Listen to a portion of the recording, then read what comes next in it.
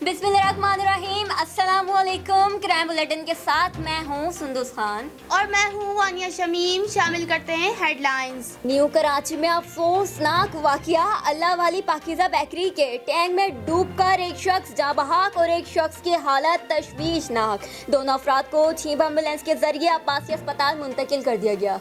SHO थाना Iqbal market sub inspector Zafar Ali Shah की कार्रवाई। स्टेट क्राइम डकैती की मुतअद्दिद वारदातों में मुलव्विस मुलजिम गिरफ्तार, मुलजिम के कब्जे से असलहा बरामद। सईदाबाद में क्राइम का रेशो बढ़ने लगा, दिन दहाड़े डकैती की वारदात पेश आ गई। चोरों ने बहुत सी दुकानों का सफाया कर दिया। दुकानदारों का कहना है कि पहले ही लॉकडाउन की वजह से कमर टूट गई है, ऊपर से चोर बआसानी दुकानों का सफाया कर गए, नकदी और कीमती सामान लेकर फरार। दुकानदारों का एहतिजाज और SHO इमरान आफरीदी से ताउन का मुतालबा। न्यू टाउन पुलिस ने साबिर बर्नी ट्रस्ट के दफ्तर पर फायरिंग करने वाले मुलजिमान में से खादिम हुसैन अहमद को गिरफ्तार कर लिया। बहादुराबाद में फायरिंग करने पर न्यू टाउन पुलिस ने मुकदमा दर्ज कर लिया। दीगर मुलजिमान की गिरफ्तारी के लिए छापे मारे जा रहे हैं।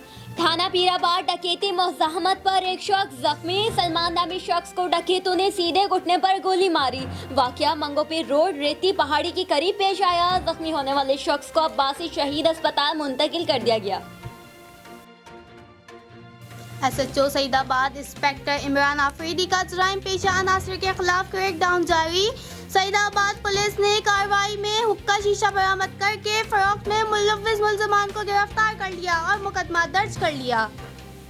फिलवक्त इतना ही। मजीद खबरों और अपडेट्स के लिए विजिट करें हमारी वेबसाइट csnlive.tv।